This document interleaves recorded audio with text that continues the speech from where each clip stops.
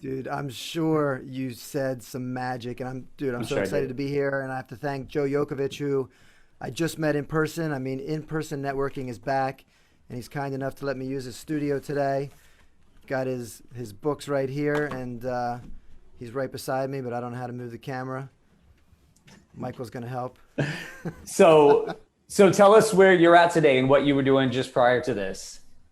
Yeah, this is Joe. Hey, Jeremiah, nice What's up, meeting you. I Joe? don't know a lot about you. Yeah, Thank we're you. in Cherry Hill at his office. He's a financial planning guru, and he was educating me. We're talking all things investing, which I'm very much into as of late.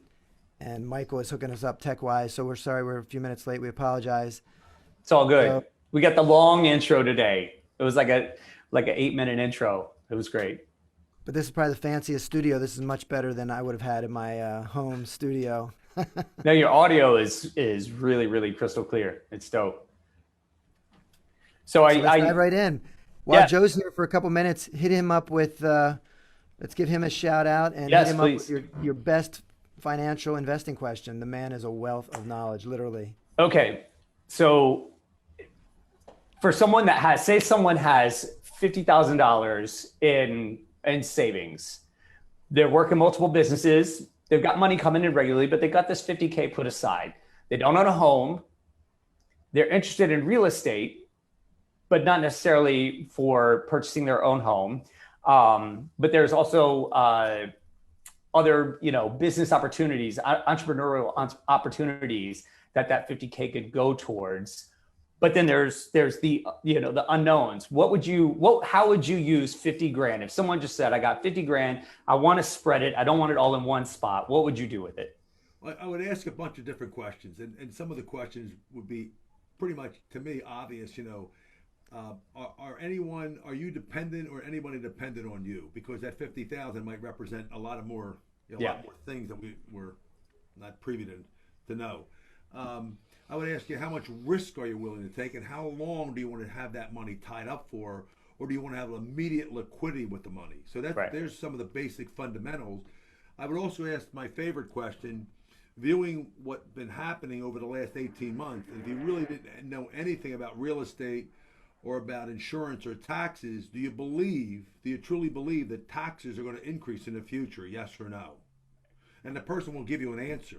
Mhm. And then I asked them, I said, do you think they're going to go a lot higher in the future? And they usually say yes. And then I say to them, real simple, if I can show you a strategy that you would not have to pay those taxes, is that something that we should address? And most people say, obviously, yes. So what we try to do, we're more concerned with a strategy than what it is a product. It's like playing golf, Jeremiah. If I gave you Tiger Woods' golf clubs, would you become a better golfer? Nope. But if I was able to take, but if I was able to take you and me and Tiger Woods out for about 3 months together, and come back and we play again, how much better golfer you would be? Yeah, yeah.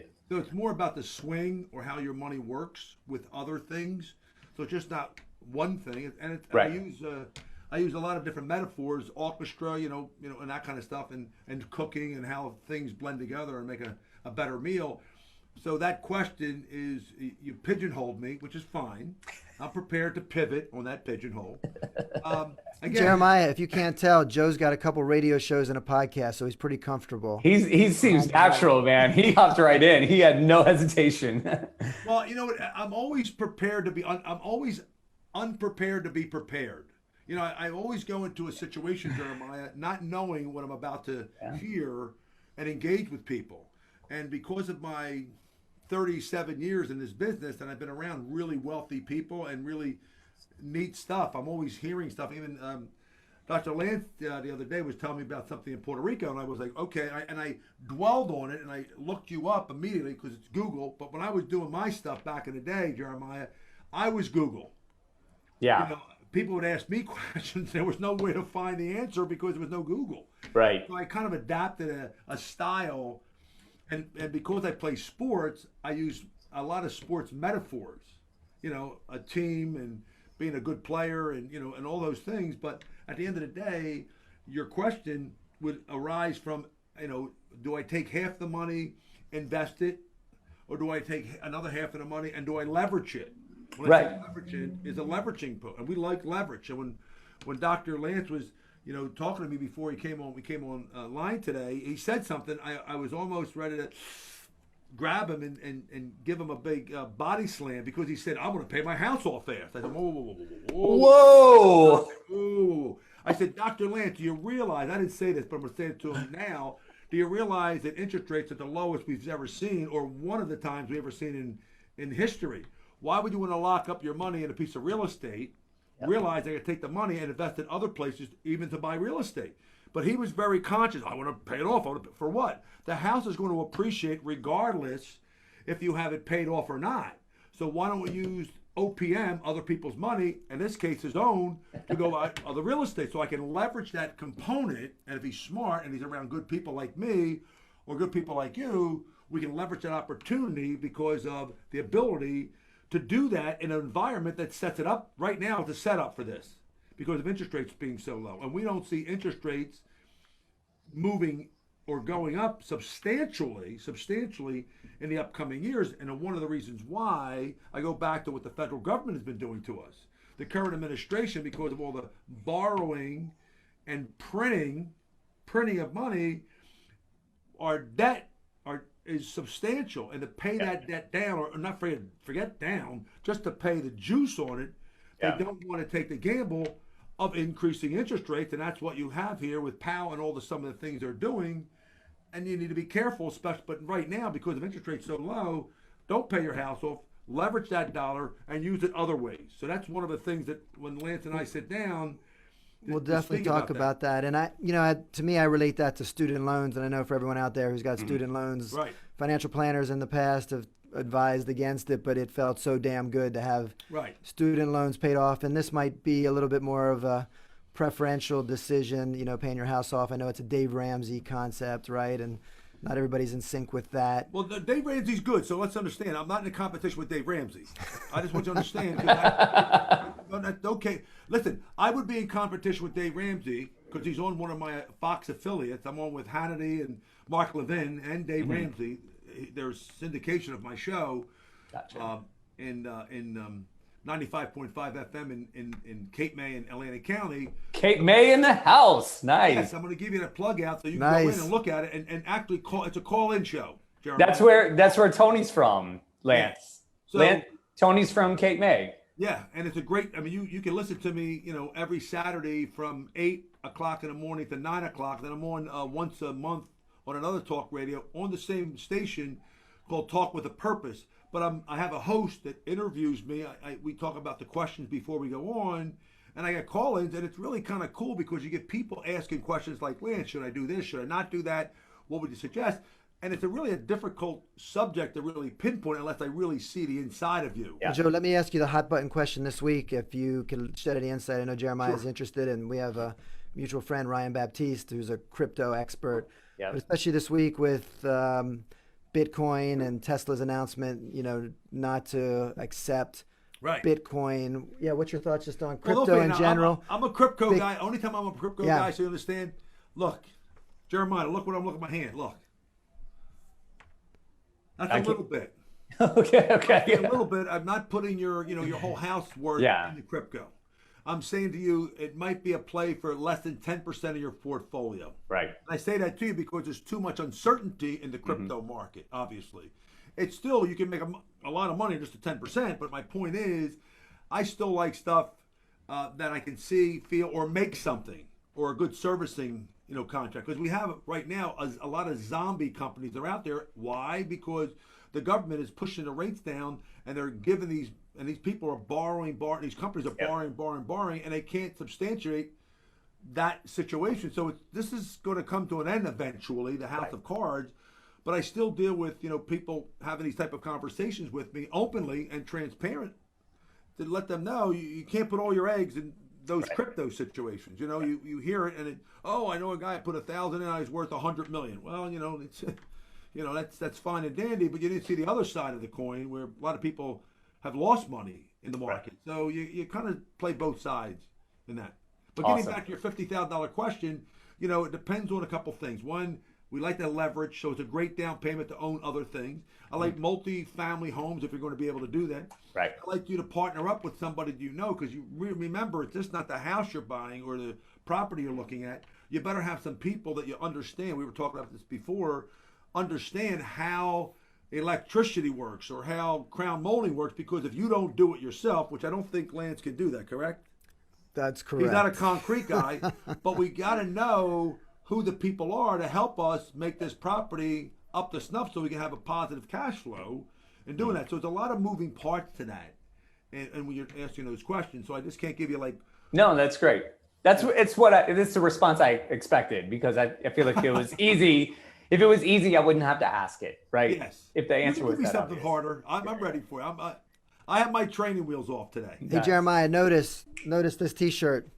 This is our new Breakthrough Trust the Process I like T-shirt. I like it a lot. Yeah, man. I like it a lot. And by the way, while Joe's here, he gave me a gift of some homemade wine, which was definitely Oh boy, my heart. So Where are you speaking from, Jeremiah? Brooklyn, New York. Well, you can appreciate this. I make wine. I get it all shipped in from California.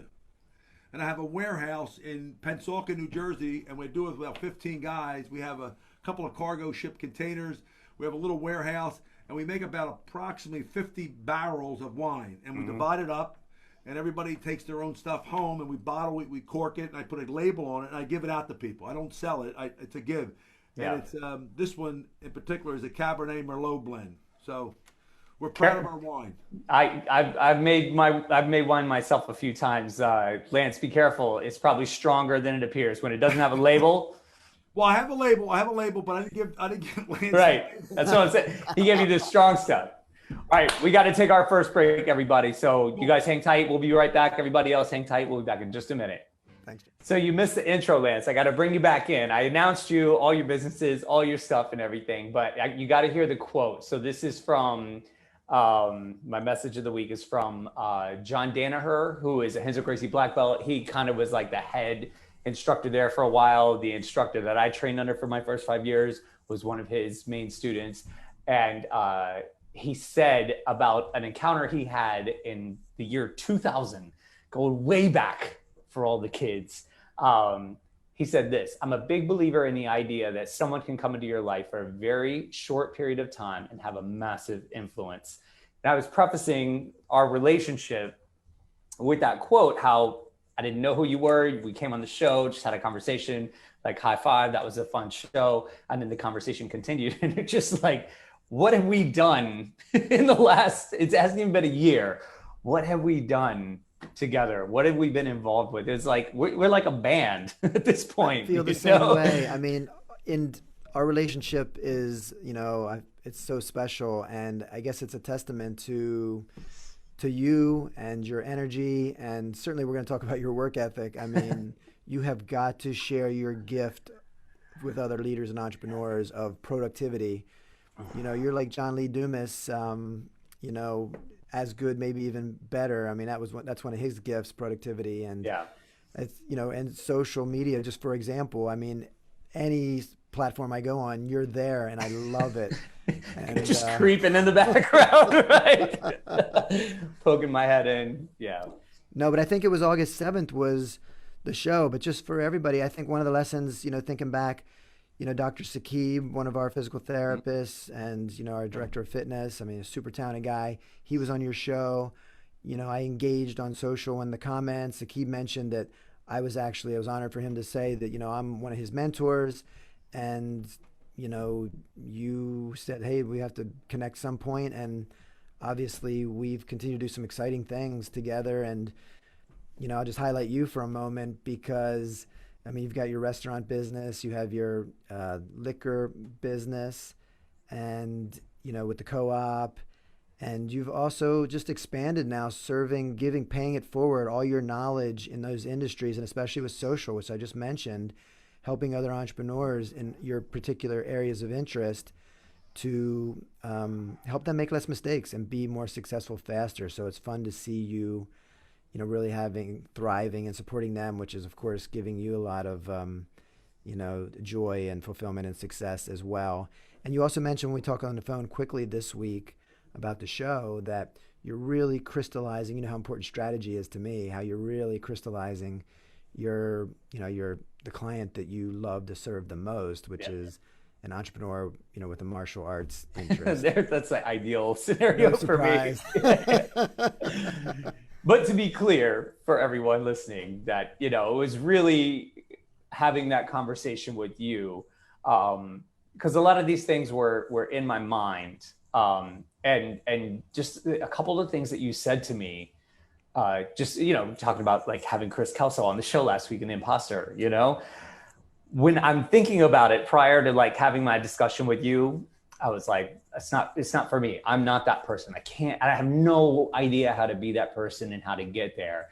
And we spoke after the show, like immediately after the show, and you were like, yeah, you're onto something. And I'm like, really? And then going through the jolt with you and going like by the beginning of the second mastermind, Lance hosts these amazing masterminds for everybody listening. It could be anywhere from like 4 to 8 people zooming in from all over the world. I mean, look at what, just the opportunity Zoom created. Prior to the shutdown, everybody came in studio and hung out with me in the studio in Hell's Kitchen in Manhattan. And you had to kind of be in New York. I mean, I don't know if I would have ever found you otherwise. And then you two have taken that opportunity and brought people from the last one we did, it was an international group. And, just you setting the stage for success that way has just been so crucial to me taking those first steps and like understanding what imposter syndrome is and how to deal with it and combat it, and just have the confidence to say, yeah, man, that's me. I got it. So, I think the shout out really goes to you and guys like Tony DiSilvestro. So what I was saying is Tony is from Cape May. That's where he grew up. So you're in Cape May right now? No, I'm in Cherry Hill now, but Joe was referencing Cape May, and okay. and I think Joe actually spends a lot of his time, in Cape May. All right, man. There's something in the water around there for sure. There's something in the water that creates just that drive and that hustle, but just tremendous leadership as well. So you're complimenting me, but I got to say, well, mutual love and respect, no, definitely. And speaking of how our relationship started, and it's how it's blossoming, and I feel like both of us are trying. We're having success because we're sort of bringing our community and the people that we're working with along for the ride. And again, the way I look at it, and I think the way you look at it is, their success is our success. Yep. So, I just see you in the clubhouse rooms, really sharing your words of wisdom, and you're really getting good, both in my room and, Tony D's room, of really giving a lot of value, even in concise, usable formats, so you don't overwhelm someone. Right. That's I gotta, give a shout out to my martial arts instructor for that, because, when I taught for a while, and it's easy when you develop a skill and you know something and you're passionate about it, to really overwhelm people with your knowledge and your passion. You just, oh my God, and there's this and this, and he's like, you can't do that when you're trying to elevate somebody. You have to dole it out in small bits. It has to be a step-by-step process. It needs to be short, clear, and concise. We would do 60-second demos with 3 steps. And he's like, if you're just doing more than that, it's too much. Like, the human brain's just not going to take it in, especially when they're under pressure. You have, that's what we're dealing with. We're dealing with people, right, that are in kind of pressure situations. They've lost their job, and they're starting their own business for the first time, or they own their own business, and things have changed and their back's kind of against the wall. So if you just throw everything out all at once, right, what happens? It's like analysis paralysis. They just kind of get stuck in deer in the headlights look. And you don't want to do that, right? Our goal is to help. That's what we're trying to do. So for me, that was a major, after doing that for years with like little kids and adults and everything, I saw that opportunity when it came to like Clubhouse and stuff like that as well. It's like, you can't dole all the information out at once. You're in a, sometimes a 2-minute conversation. Gotta piecemeal and hope that you can follow the conversation up. Totally. And with coaching, right, I know Ron Sandell, who is really into, there's a book, The Coaching Habit, and he's kind of really resonating with that similar philosophy that people learn best when you sort of lead them by asking questions, and when the answers rise up within them rather than sort of the advice monster is what Michael I like that. called it. The advice You know, monster. yeah, that's Yeah. so that's important. And going back to you for a second, I remember when we spoke, and you're, I created a fast and functional business plan, and I felt like Jeremiah could benefit from that, so I extended that to him, and it's called the Jolt. And one of the things he said to me is, I don't know how to get out of my own way. So, we have recently spoke to Chris Kelso, who's been, studied imposter syndrome and these types of things. But really, Jeremiah creating a nice strategy all the way down to, actions, and he's been executing on that over the last 9 months. So, yeah, I remember that little 2-hour chunk of meeting time when you didn't think you could do what you're really doing now by supporting a lot of entrepreneurs outside of your brick and mortar businesses. Yeah. Takes a village, man. It takes a village. All right, we gotta take another break. We went over on the first one, so we gotta hop to this one real quick. So everybody hang tight. We'll be back just a second. All right, everybody, welcome back. We can finally, that was such a wild start. That was such a great wild start. Welcome back. You're listening to the Entrepreneurial Web. If you didn't catch it at the beginning or the middle, we're talking with Lance Knaub, Dr. Lance Knaub. So I was kind of making a joke at the beginning how you have a PhD in physical therapy, but it's not always cool to call someone with a PhD in physical therapy a doctor. It's like sometimes it gets a little weird. Right? We're a little more casual. Generally, we're a little more casual. Like medical doctors will be like what? Although you saved the day, I know with the live show, I heard Chris have some technical problems with his earbuds, but yeah, I mean, no, it's I'm glad that I'm not the only one immune to technical. And, no, man. Well, so going back to like what we were talking about in the last segment, and this is something I've been thinking about a lot lately, and you certainly helped to bring this out of me a lot. Is that the premise of entrepreneurship is to solve a problem.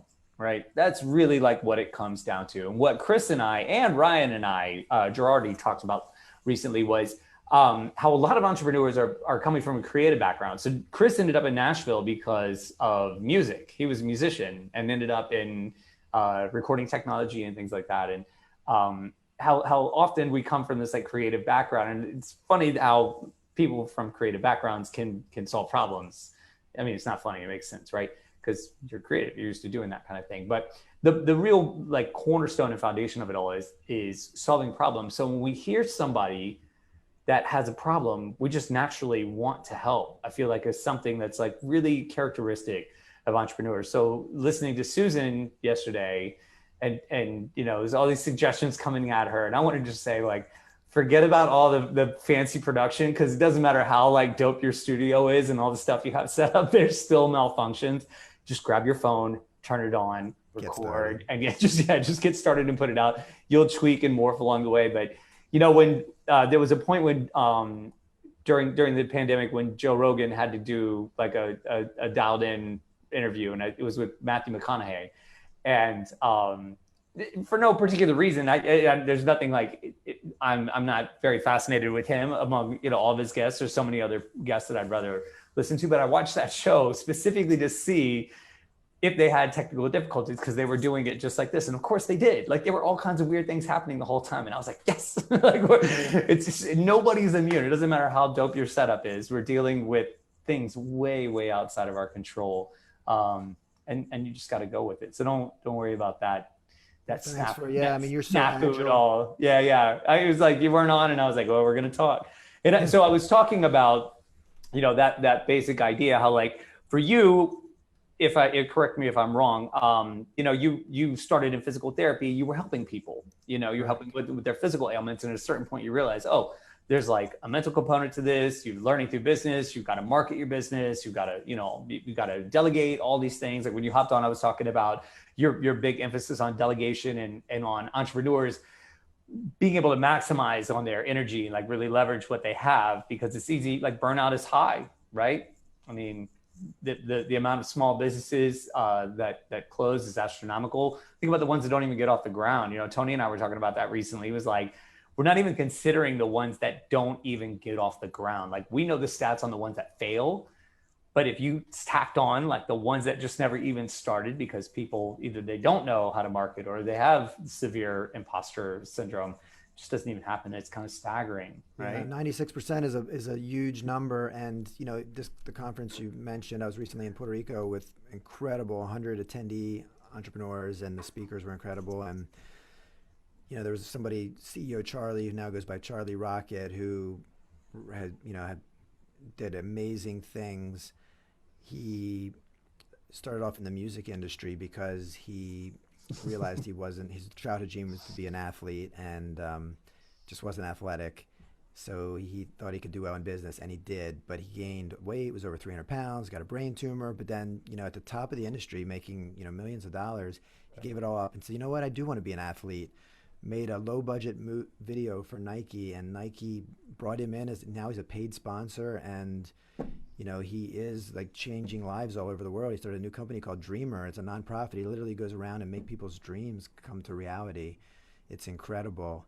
So, you know, I think there's so much. There's so much.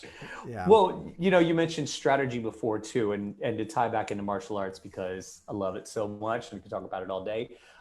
That's like in jiu-jitsu, it's all about having a strategy. The guys that dominate are the ones that have a strategy, and it's following a series of steps that have been proven to lead to success. And that's one of your big approaches. Like if you're just going into it, you know, kind of like winging it. I started that way. I was really into free jazz, and I was like, yeah, we're just going to do it like that. You know, it was one of the things I studied. We're just going to get in there and see what happens. And you know, fortunately, I've got a lot of energy, and I've gotten knocked around, and I'm not averse to a beating. I survived, but as you pointed out, there's so many that don't, and the strategy is a really major part of the success. So what led to you coming up with something like the Jolt, and really just the emphasis on having a strategy? Where did that kind of derive from? Yeah, I mean, fortunately, similar to our relationship and being supported by others, I had to give credit to one of my mentors who really helped me with a traditional business plan and traditional business planning process. And they happen to have worked for IBM, and they helped all the small businesses at IBM create. It's not just one company. They created many small businesses, and, you know, they had the benefit of massive amounts of resources. So what I realized is tweaking that traditional business process. The average entrepreneur like you, if I said, Jeremiah, we're going to have to spend, 120 hours, 3 full-time weeks to come up with a strategy and a plan, you would probably be like, that's impossible, right? So it wouldn't work on either end. So, boiling that down just to a couple hours, it took me a couple years to realize. It wasn't until 2020 that I realized, even for me, when I started coaching, I had a 50-page business plan. It just wasn't usable. So it was just like you. It was perfect world. I had a 50-page business plan, realizing I couldn't use it, listening to other entrepreneurs in 2018, 2019, and just making adjustments, listening to the market, and trying to tweak, pivot, adjust. So those are, so luckily good people mentored me, and then I tried to take feedback, which we've talked about a lot. And listen. That's that PhD in you. See, I was not a good student. I have a master's degree, but it was like, I'm out of here after that. You were into those 50-page papers, huh? I hated them. I really hated them. Just to be fair, it's a clinical doctorate, so we really like to get our hands on. This is the terminal degree if you want to work with patients. I definitely don't. So it's a DPT. A PhD is really if you're academic. Yeah. So I don't necessarily love 50-page papers either. You did it though. That's crazy. All right, we got to take one more break. We're going to come back and we're going to wrap this up with some fun. Everybody hang tight. Awesome. All right, everybody, we're back again. We're talking to Dr. Lance Knaub in Cherry Hill, New Jersey. Fancy Correct. studio. Yeah, nice.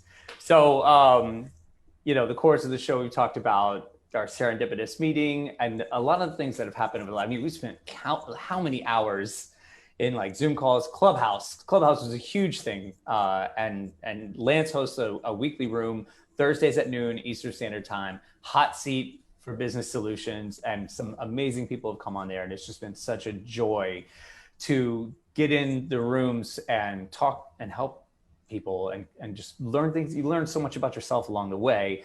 The masterminds continue to go strong. What's next for guys like you and I? I mean, what I see is that there is a hot market for people that want to branch out on their own, and they have no idea what to do really. And like, Agreed, 1000%. And I mean, lucky us. Yeah, Tony Robbins and Dean Graziosi are making that easy with the whole Knowledge Broker Blueprint, really spreading Yeah. that mantra. And again, tying into how we met remotely and, and developing relationships, I think is a key take home. Every time you interact with someone, you should try to take it one step further, just make it a little bit better. Which, by the way, I'm coming up to Brooklyn ASAP. I'll bring, my Bring childhood Matt. high school friend Definitely. Matt Falvey along, and I know you've met a lot of really close people, Dr. Lanil and whatnot. Yeah, So I yeah, can't wait to sure. meet you in person to enhance that. But yeah, to answer your question, I think, and to connect the dots, I think maybe an in-person conference. And if we can't rally that up with enough people, I think we should consider a virtual summit to really just share, all the entrepreneurial things that we've learned, continue to pay it forward and serve more people so they can pursue their dream and vision and just go for it. And to tie back into what we were talking about with Joe at the beginning, you're also big in investment, and it's something that I think entrepreneurs need to think about a lot, because you invest a lot in yourself, you invest a lot in your own business, and that's necessary. You have to do that, but I'm a firm believer that it probably shouldn't be the only thing, unless you're just on fire, and most of us have failures. Most of us have losses and Everyone. missed shots. So that gets a little brutal when you're just doing it yourself. What are some of the things that you're really, we've talked about crypto, we've talked about real estate, we've talked about NFTs. Like, what are the things that you're really like looking at and poised on and interested in learning more about and folding in? Oh, great question. No, I'm a big believer in the fundamentals, just like strategy. Mm. When we talk about that with businesses, it's the same with personal. So you have to do the fundamentals. Like Ramit Sethi, I Will Teach You to Be Rich is a great fundamental book. I bought that for all our partners. So I think you have to have, just like a business, you have to have a little nest egg of, whatever makes you comfortable, 3 to 6 months of savings for bad things happening like pandemics. Yep. And follow the fundamentals, take advantage of Roth IRA and 401ks, all those tax benefit programs. And then once you do all those basics, then you can start to do fun stuff, like think about what resonates with you most, whether it's going to be, paying off your house and the opportunity cost, real estate, crypto, whatever, but do the fundamentals first for sure. And come up with a savings plan. I know a lot of people really don't resonate with the word budgeting and they feel restricted, but if you sort of put it on the positive spin, and you want to save X dollars per month, and you do that regularly, basically dollar cost averaging, you're going to hit your goals. Why who have you come across that isn't into budgeting and savings? Would they happen to be like 30-year-olds? In my house. Not something I was super skilled at either, but again, going back to like, you suffer a couple losses or a couple major setbacks, and it will really it'll tune you up, man. It'll make you focus on that. And when everything started to like really close down, I made some moves in that direction multiple times over the last few years, but that was like the big push to be super duper smart and not play games. I just remember like my grandfather, who grew up during the Depression, the stories he would tell, and it just felt like that all over again. And I was like, oh man, he was squirrely. He was super duper squirrely, but it's putting you in a very good situation. And, at a time when a lot of people have gone the other direction, I feel like you've done something similar. Well, it's just like, applying your martial arts training and your discipline and psychology. You have to just be strong, because over the history of the stock market, I mean, I just read Benjamin Graham, The Intelligent Investor, and I've been reading these, a little bit more gentle investing books as well. But as long as you don't get nervous when the market is going down, and you have the right perspective, mindset, paradigm that things are actually, going on sale, it's an opportunity, right? Challenges are opportunities, obstacles are opportunities. Then if you're in it for the long haul, you're going to do just fine. Yeah. And Well, Joe kind of alluded to it, and I don't know if you follow Ray Dalio much, but he's talked a lot about it as well. Like, 30, 30, 30, or 33, 33, 33 percentage, kind of split, and like super stable, low return, long burn, then another 30%, 33%, and stuff that's not super risky, maybe a quicker return, but still it's going to be a long thing. And then if you want 30%, just throw it into the wind. If you're, I like how Joe said, it depends on how much risk, how much risk are you interested in? I'm like, oh man, don't ask me because I'll go for it. Always depends on risk. A financial planner just said to me a couple weeks ago, he just said, his recommendation was interesting, and I thought it was a good perspective. You only want to take as much risk as you need to achieve your goals. Yeah. So I think you need to clearly know what your goals are. And again, a lot of what I'm passionate about is balancing your personal mission, your purpose, your why with, kind of creating a healthy life and a healthy business, and not compromising that. Because, just this morning when I was, contemplating, walking my dogs and thinking, the quote that really resonated with me is, a person who has their health has 1,000 goals and dreams, and a person who doesn't have their health has one. And it's just so true. So impactful. Right. I mean, when you lose health, that takes over, right? It's like, that's all you can really focus on, is like your survival that way. And it's hard to think about some of the bigger goals and dreams you have. It's a very good point, man. I was going to ask you, like, what if you had one thing to share and you just took off with that? So we just got a couple minutes left. What do you want to tell people about that you got going on? Direct them to where they can connect to you. What do you want them to find out about you? You got 2 minutes. Okay, nice. Well, I'm just happy to be here, and really happy to be speaking to you. And I think it's the power of relationships. And just like when we talked to Chad yesterday, an awesome, person in the banking industry, trying to decide how much in person, how much virtual these days, like our relationship and the way we've helped one another to be successful, and just really, growing and bringing all these entrepreneurs and leaders along with us.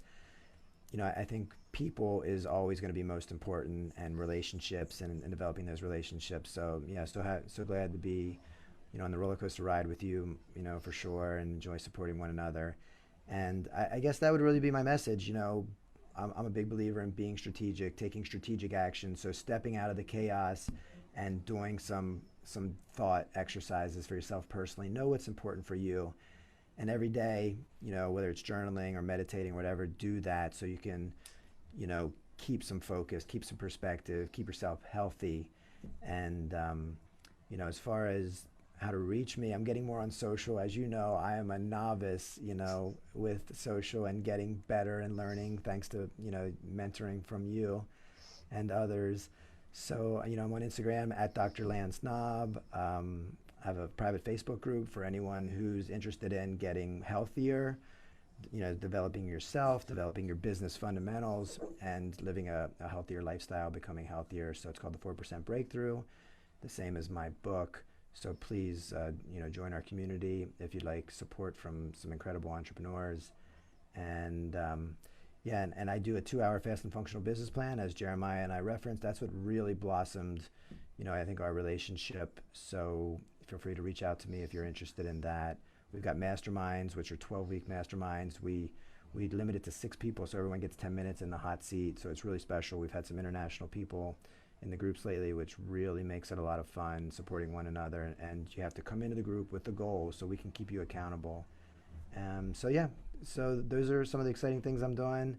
And Clubhouse on Thursdays. Clubhouse on Thursdays as well. Thursdays at noon EST. And I will attest, the masterminds and the Jolt are they're fascinating. I mean, they get your wheels turning. It just was such a big task looking at it at first.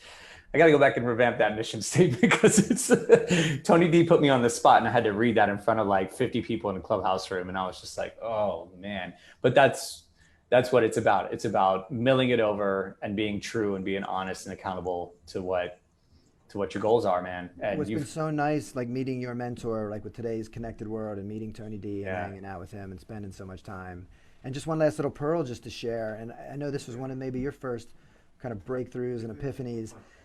When you help other people, like even a testimonial, for example, coach your other people to, when you are offering a great product and service, have them go ahead and share that with the world. And they could say, hi, I'm Jeremiah Fox from the Entrepreneurial Web, and I want to thank, Lance Knaub from Denali Consulting. So that's obviously, it's a win-win. So, for everyone out there, take advantage of any product, service, person you love, share it with the world. Not only are you, thanking them, but you're also getting great benefits yourself. It's an awesome win-win-win. And speaking of which, I want to thank Joe Yacovitch Yacovitch. You want to get that name? Joe Yacovitch, for having me in his studio, and it's been great to meet him in person for the first time.